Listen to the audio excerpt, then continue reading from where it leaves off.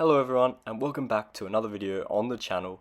My name is Maestro FIFA and today I'm going to be taking you guys through some Youth Academy tips, tricks and methods to help you guys get those Youth Academy gems. Whether you need some players for your League 2 road to glory or you just want to have an insane Youth Academy, this video I'm sure is for you. Before we jump into the tutorial, make sure you hit the like button, subscribe if you're new. I do a variety of career mode content from experiments right through to rebuilds, so don't miss out on that. Now let's get into finding those Youth Academy gems.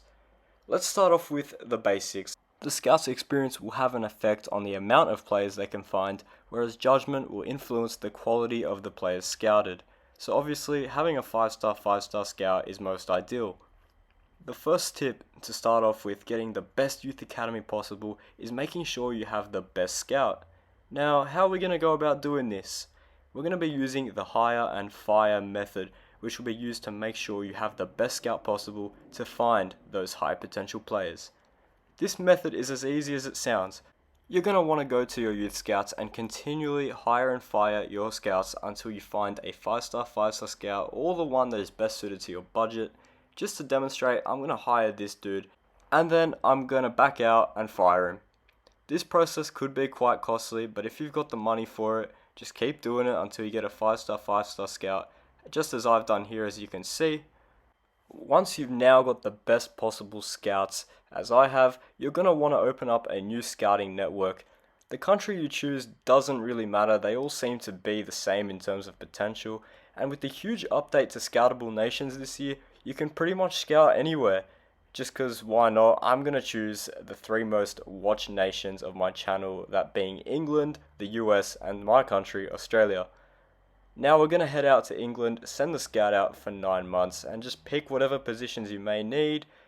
Then if you want, you can pick some roles, but only if you want to have players in specific roles, and then you'll finally just want to send your scout out on their mission. Then you want to go and sim 2 days into the future, and I'll explain why later on.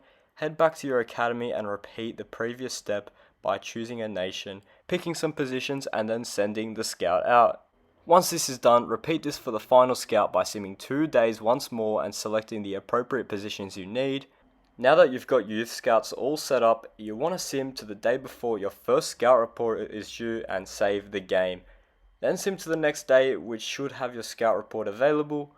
You're going to want to open your scout report and check for the players, ideally with a max potential of 94. If you're happy with the report, skip a few days and save it to the day before the next scout report.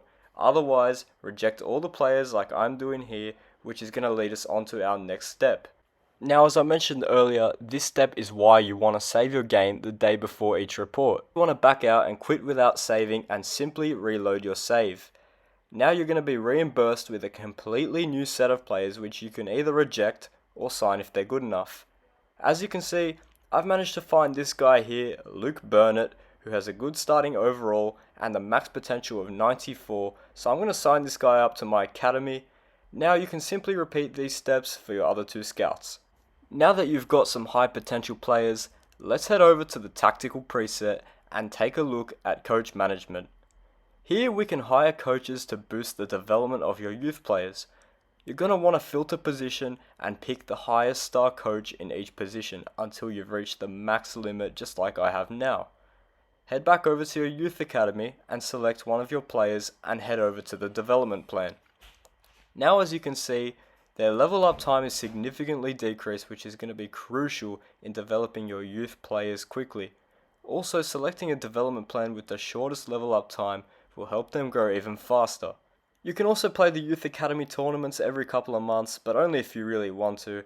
It doesn't really have a drastic effect on potential and it can get quite stale. That's going to be it for today's video. If you found this tutorial helpful, make sure you hit the like button, subscribe if you're new, and always, I'll see you in the very next one. Goodbye.